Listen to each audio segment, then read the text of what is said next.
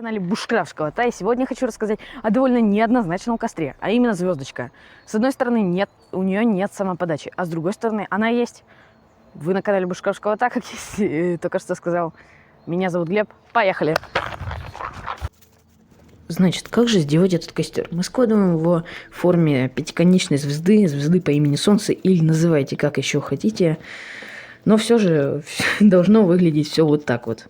После чего разжигаем его. Я разжигаю с помощью бересты, также иногда разжигаю с помощью бересты и этого, как оно называется, я уже забыл. Разжигаю также еще с помощью бересты и смолы из хвойной породы дерева, да. Иногда все вместе, иногда по отдельности. Но в целом, я думаю,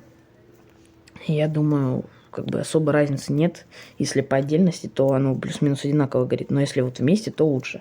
Не делайте такую ошибку, как я, если разжигаете с помощью бересты. Насчет смолы не знаю в этом случае, но вот насчет бересты точно нет. Я, короче, взял просто и кинул туда дрова, и оно все не затухло, конечно, но начало так на грани затухания и тления. И потом я его довольно долго разжигал, но все же разжег, да. Поэтому, собственно, еще одна такой лайфхак. Когда вы разжигаете, вот многие люди любили в детстве, особенно пацаны, любили в детстве стругать палки. Ну так вот, и надо вот настругать палок такие, чтобы они были перьями такими наструганными, такие строганина такая. И кинуть в костер. Тогда он сильнее разжигается и лучше горит в целом. Ну, и лучше разжигается, да. Поэтому как раз эти навыки строгания, можно так сказать, пригодились и во взрослой жизни. Значит, после того, как мы разожгли костер, надо поставить на него как-то котелок. Для этого нам помогут обычные колышки. Я их только что показал.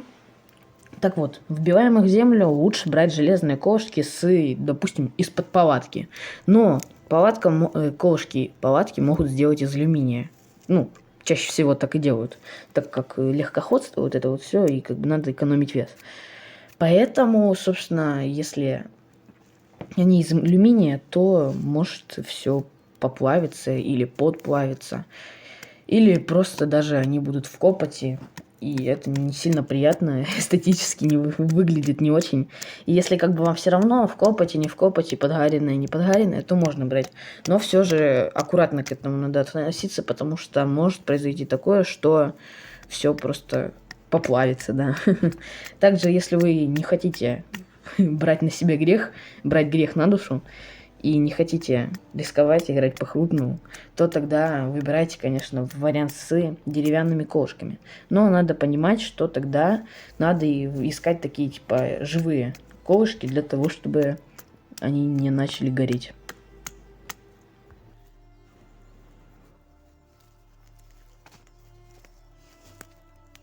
Ну так вот, это все. Я рассказал все, что мог рассказать об этом костре. Он самый подачный, потому что подвигаете вот эти вот звездочки, концы звездочек, и как раз это считается за дрова. Он будет так на грани тления и горения, ну, если, конечно, не подбрасывать ничего. Если подбрасывать, то он будет хорошо гореть. А если не подбрасывать, то он будет так, между тлением и горением. Для того, чтобы вскипятить воду, просто подбрасывайте там немного и кипятите. После этого спасибо за просмотр.